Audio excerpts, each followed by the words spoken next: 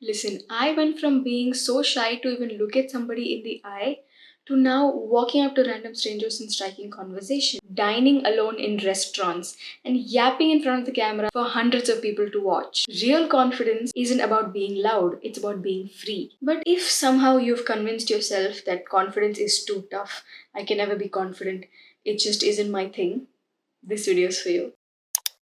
Let's start here. A lot of people think confidence means being the loudest person in the room, the most outspoken, the most extroverted. That is not confidence, that is sometimes just noise. Real confidence is quiet and grounded. It's not about how loudly you can speak, it's about how deeply you truly trust yourself. And it's not about being fearless, it's about running towards that fear and moving even when that fear is killing you. Confidence isn't about walking into a room thinking you're better than everyone else. It's about being so sure about yourself that when you walk into a room, you know you're just enough. You know you're meant to be there. You don't have to be anybody else to belong there. It's in the way you carry yourself when nobody's watching, when nobody's there to validate you. It is in the decisions you make without asking 10 people about it first. It's the way you back yourself even when nobody gets you, nobody's there to support you, even when you don't know what you're doing and you're still figuring it out. You don't just get confident once your skin clears or once you have a perfect body or once there's a certain number in your bank account. You build confidence by showing up for yourself repeatedly, by keeping promises to yourself, and by deciding that you're someone worth showing up for. Confidence is not something you're just born with, it's a skill, it's something you train yourself to be better at, something you become through your choices, your habits, and what you practice. So if you're telling yourself, I'm not a confident person, it's just not my thing, it's too tough, we're gonna change that today. Chapter 1: Busting confidence myths. Let's clear something up first. A lot of what confidence is portrayed to us is just PR. We've all been fed a very curated and filtered version of what confidence is. So let's bust the biggest myths that is silently making you think confidence is too tough. Number 1: confidence equals being extroverted. Just because someone is the loudest in the room, the most outgoing, or the center of attention, doesn't mean they're confident. Sometimes the loudest person in the room is the most insecure person. And just because you are quiet, introverted, and observant doesn't mean you cannot be confident. Confidence is about how secure you feel in who you are when nobody is validating you. Some of the most deeply confident people aren't the ones making noise, they're the ones who don't need to. Number 2: you have to be perfect first in order to be confident. Nope. You don't need to have the perfect skin, the perfect body, the perfect routine, the perfect career to be the most confident version of yourself. Confidence doesn't come after the glow up, it is part of the glow up. It is built while you're still figuring it out, when you still have your off days, when you're still growing into the version of yourself that you want to be. And confidence is not the reward for becoming that person, it is the tool that you use in order to get there. Myth number 3: you have to love yourself 24/7. See, sometimes it gets tiring even for the most self loving person. You don't have to, and you can't look at yourself in the mirror every day and feel like, oh, I'm a goddess. You don't have to love every flaw of yours yet. You don't have to be a 10 on 10 version of yourself constantly. You just have to respect yourself, give yourself credit where it's due, be kind to yourself, even on days when you don't feel 100%, even when your insecurities are bothering you a little bit more. Loving yourself doesn't always look like the constant hyping. Sometimes it is being patient, disciplined, and graceful. Number 4: being confident means having no fear at all. Absolutely not. Fear doesn't go away. Even the most confident people feel scared, feel nervous before a big event, before an interview, before starting a new thing. And that is very, very normal. But the difference is they run towards that fear. They don't wait for the fear to disappear. They move anyways, because confidence is not the absence of fear, it is the refusal to be ruled by it. Number 5: confident people never mess up. Bruh, confidence doesn't make you immune to making mistakes. It just means you know how to bounce back from them better. A confident person doesn't lose their minds and spiral and go crazy in every minor inconvenience or every mess up or every mistake. Yeah, it's okay to give into your emotion a little bit, but you have to own it. You have to hold yourself and be like, it's okay, I'll figure it out. You own it, you learn from it, and you move on without making it your entire personality. Learn this the hard way. And lastly, confidence is loud, obvious, and aesthetic. Let's be real, this world romanticizes a very Instagrammable version of being confident. Perfect lighting, curated routines, matching sets. But real confidence isn't always photogenic. It is sometimes how you get yourself back up from a breakdown, the way you hold yourself when nobody else is around, the way you say no without over explaining, the way you put yourself out there without shrinking in a conversation. That's real confidence. Quiet, unapologetic, and free. And if no one has told you this before, you don't have to become somebody else to be confident. You just need to be more you. Chapter 2, Confidence Killers. Let's talk about the things that silently kill your confidence and are some of the biggest enemies and thieves of confidence. It's everyday things you normalize but are slowly robbing you off of your self trust, self respect, and the sense of groundedness that you have. Because you could be doing all the right things, but if you don't get rid of these aspects, you'll never get there. You'll be stuck in the same loop. Let's get into it. Number one, comparison. Open social media, you scroll, and then you come across somebody's page who is probably the same age as yours, who has a perfect skin, who has a perfect body. You see their perfect life, their perfect routine, or the vacations they're going on, and now you feel less. You feel inadequate and you feel like you're not doing enough. But let's face it, you are comparing your real life to their highlight reels. You don't know what their life is like. And also, you are probably comparing a version 1 of yourself to a version 8 or 9 of that person, not knowing that they probably started exactly where you are a few years back. Comparison makes you forget how far you've come because you're so busy obsessing over someone else's journey. Every time you scroll and spiral, remind yourself they're not better, they're just different. And your path is still valid even if it doesn't look like theirs. Everybody has a unique path, and that's completely okay. Number 2, negative self talk. One of the most dangerous enemies in disguise. Sometimes the most damaging voice isn't somebody from outside.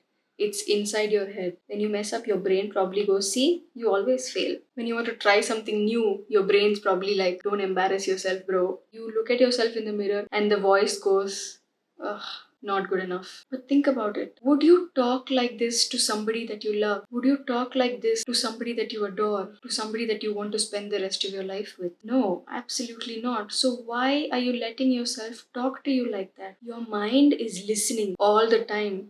And the more you talk to yourself like this, the more you're going to believe all the things that you don't want to. Babe, confidence cannot grow in an environment where you're constantly beating yourself up. And that inner voice who's telling you these things, that is not the truth. That's programming, and you can rewire it. Just tell it to shut up. Number 3, over apologizing just for existing. You bump into someone, oh, sorry. You want to speak up in a meeting, sorry, can I say something? You text someone, I'm so sorry if I'm bothering you. What are you sorry for? Why are you constantly apologizing for taking up space that is meant to be yours? Bro, you didn't even do anything to be sorry. Confidence doesn't mean being rude or arrogant. It means that knowing your words, your presence, and your existence is not something you need to apologize for. Start replacing a sorry with a thank you instead. Instead of being, oh, I'm so sorry I'm late, just say, thank you so much for waiting, and see how much of a change that brings. Number 4, needing external validation. I call it the confidence on loan. If your confidence depends on how many people like, praise, and approve of you, it's not confidence. It's borrowed self worth. And the second the compliments stop coming, the second you don't have a person from the outside validating you, you're lost. So does the belief in yourself. Actual confidence comes from within. It is built when no one is clapping. Make a decision for your life, however small it is, without asking your friends about it. Stop constantly asking for reassurance and permission from outside. The more you rely on other people to give you the green light for your life, the more you get out of touch with your own judgment.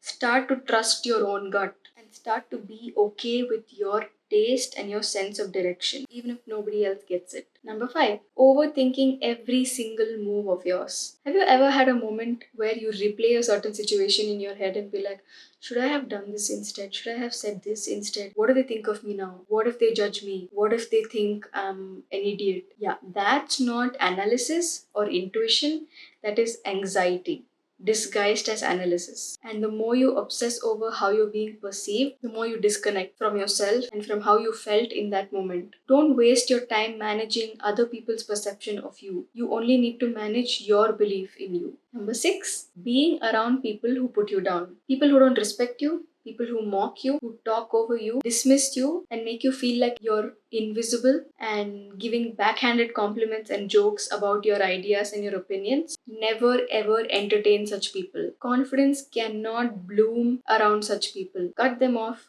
unfollow, unlearn, and babe, when you take the step to move away from such people, to move away from such environments, the way your confidence skyrockets. You'll be amazed at how naturally your confidence increases when you stop watering what's not growing you. Chapter 3. External confidence. You don't have to feel confident at first and then act like it. Sometimes the act comes first and then the feeling follows. Fake it till you make it. Sometimes you have to pretend like you're confident because your brain doesn't know the difference between I am and I'm pretending to be. As long as you keep showing up. Confidence isn't about faking a version of yourself that's not real. It's about embodying the version of you that's always been in there. And by walking like her, talking like her, and pretending to be like her, you're just unlocking her slowly. Do this. Next time you step into a situation, you step into a big gathering, and your motive is to start talking to a lot of people, put on an act. Pretend. Be like, I'm gonna pretend like I'm the most confident version of myself, and I'll go strike up a conversation with 5 random people today. Try it out. You don't need to wait for the right timing to become her. Start now. Everything else will catch up. Dress up like you respect yourself and look presentable. It's not about following a certain trend or about looking rich and expensive. It's about putting in effort to look the best version of yourself. It's about putting an effort into your appearance, not for anybody else, but for you. Wear clothes that make you feel powerful and comfortable. Take care of your skin, groom yourself, your hair, your hygiene, your scent. Because when you show up for yourself and your physical appearance, your brain says, I matter, I care, and I'm showing up. And your confidence just multiplies tenfold when you show up for yourself like that. Own your posture, your voice, and your energy. Your body speaks before you do. Walk into a room like it's meant for you, like it's yours, like you belong there already. Stand tall, shoulders high, chin up, and maintain eye contact while talking to somebody. Speak up clearly, be assertive, and slow down. Take pauses and let your words land. The way you carry yourself becomes how people carry you in their minds. Build social confidence by giving yourself micro challenges. You don't have to become a social butterfly overnight. If you're scared to talk to anybody, go up to your local cafe barista and make small talk while getting your order. Ask someone for directions, compliment a stranger. Start putting yourself in small, uncomfortable situations. Because the more you do them, the less anxious you'll become in public. And confidence grows through evidence and proof. So collect those little wins. And as I already mentioned, be around people who lift you up higher, not somebody who puts you down. Surround yourself with people who get you, who celebrate you, who don't dim your light. Someone who lets you shine and someone who lets you be you and not compete with you. There's a specific kind of freedom and confidence that you get only when you put yourself in environments and around people like this. The more you are in these environments, the more your real self gets to expand and bloom. Take up all the space and time that is supposed to be yours. Stop hesitating, stop rushing through a conversation. Take your time and your space. Whether it's physical, emotional, conversational, take as much time and space as you want. Confidence should always be present. Pretend to be in a situation like you belong there until you actually start believing it. Chapter 4, and the most important chapter, internal confidence. You can fake it all you want, pretend, say the right things, but internally, if you keep picking at yourself, second guess everything you do, and still wait for somebody to approve that you're good enough, then that confidence won't stick. It's not even real confidence. You will be in that fake it part. You'll never make it. Because real confidence is in how you view yourself. But internal confidence is what makes it real. It's not about being fearless, it's about being self led. It's not just a feeling, it's a relationship. And the stronger that relationship becomes, the less you need the world's applause. And in no particular order, number one, stop seeking approval, especially from people you don't even respect. Most of us were trained from childhood to get the stars from our teachers, to get labeled as, oh, you did well, to get the appreciation and the praise from others. A good girl, well done, you're liked, you're approved. While that is a good feeling, while that is a good practice, the problem comes in when the habit doesn't go away. It mutates itself into people pleasing, perfectionism, and always wanting to have external validation. Whose approval are you waiting for? And more importantly, why do they have so much power? You do not need somebody else's permission to take yourself seriously. Stop asking, will they like me? What if they don't like me? Bro, look at yourself and start thinking, do you even like you? If the answer to that is yes, then that's more than enough. Number two, create a self concept built on self respect and self trust. And this connects to the negative self talk part. What you believe is what you will become. So if you believe that you're not good enough, that you always fail, always mess up, your brain will look for evidence to prove that right. Change your self concept to I am interesting, I'm resilient, I am confident, I am magnetic, and let your brain look for evidence to make that come true, not out of delusion but from practice. Understand your value first. If somebody is handing an opportunity to you, or if you're getting an opportunity, that somebody is not an idiot to come and approach you. They saw your potential, they know what you can do. That is why they're coming for you. But when you stop yourself saying, what if I don't do good enough? What if I fail? You are literally holding yourself back from what's meant for you. Understand the value you can provide to a project.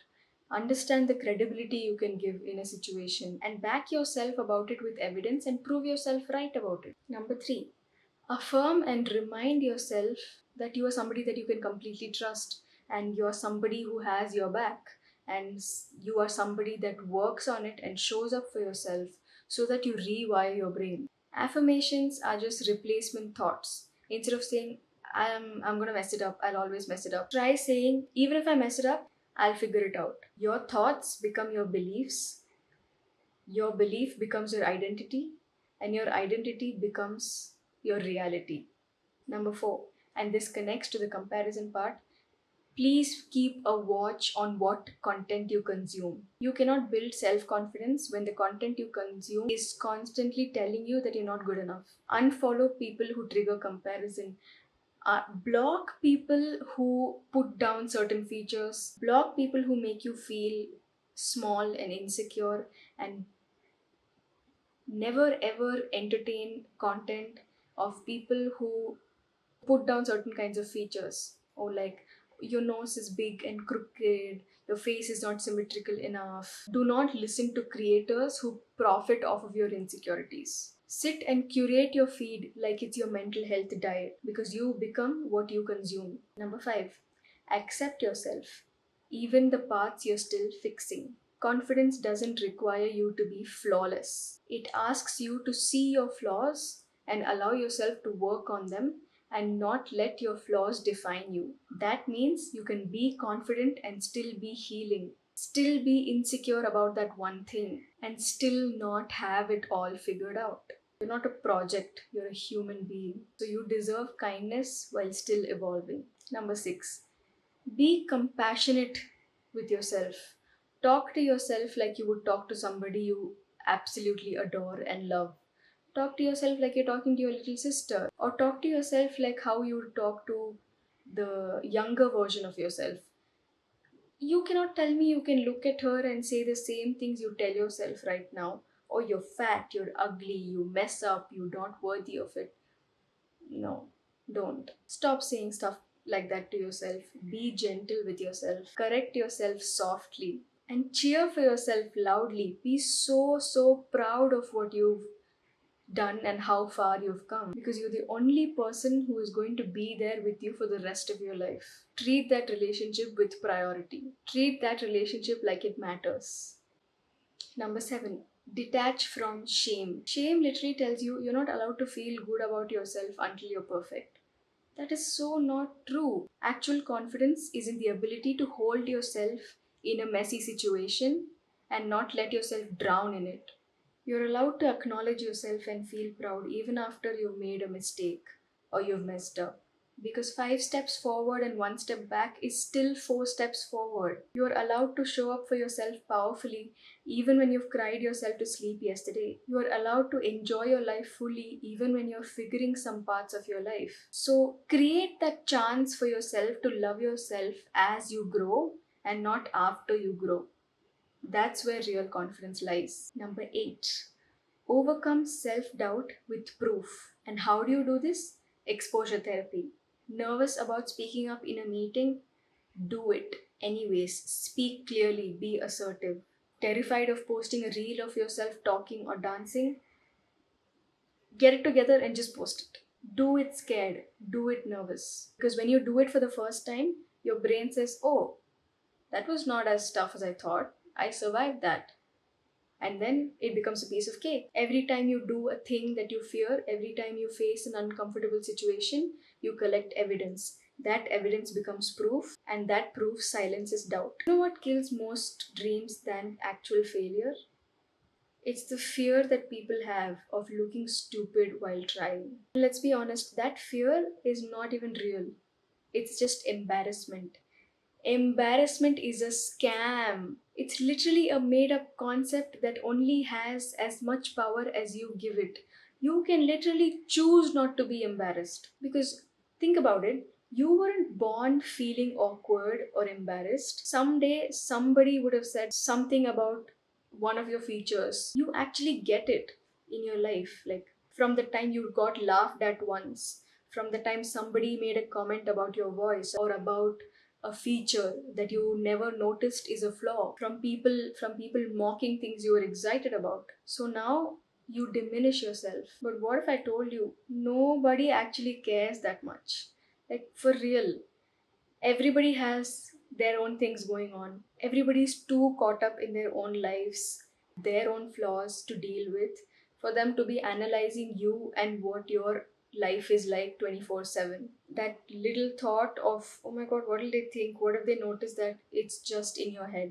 And even if they do notice it, even if they do point it out, barely lasts for 5 minutes. People's attention span is so less, they're going to forget it in the next 5 seconds. So, why are you holding on to it? Cringe is subjective. Your fashion sense, your voice, your art, your work, your opinion, your joy. To you, it's yours. To someone, it might be weird, but to someone else, it is exactly what they needed to hear, or it is exactly what they needed that inspires them. Somebody said, to be cringe is to be free. 100%. Be somebody who's so busy living their best life to be giving an F about being self conscious or to be giving an F about what other people think. That's the real win. When you're so immersed in your own wins, your own journey, your own glow up, your own career path, you don't even keep in mind that there's a concept called embarrassment, because you're not watching yourself from the outside anymore, you are living it. So just be free. Keep doing your thing. Let them cringe, let them laugh, let them talk. Last but not the least, let yourself be everything. Let's talk about identity for a second. Somewhere along the way, you got labeled or you labeled yourself, oh, I'm a shy person. I'm the awkward one. I'm the chill, quiet, low maintenance one. I'm not the type to be bold. I'm not the type to wear that. I'm not the type to say that. Why? Why label yourself like that? Because when you restrict yourself in such a box, you don't hold space to change, to evolve. And when you don't have that space, you are stuck in the same old survival mode that you were earlier. Because you're not the same person who you were in high school, last year, or even last month. That version of you, she helped you survive. But this version of you, she wants more. She wants to heal. She wants to grow. You get to rebrand and reinvent yourself as many times as you need. You do not owe anybody consistency in the character that you outgrew. You can be soft and still be a baddie. You can be a confident speaker on stage or in front of the camera and still be nervous to strike up conversation in person. You can be nervous and assertive at the same time, because actual confidence is about being open to explore new versions of you, to be open to express more of you, and to be bigger than the label you put yourself in, and to be bigger than the label you outgrew. You can be confident and anxious, and you can be learning and still be leading. Let yourself be everything and let that be enough. Final thoughts.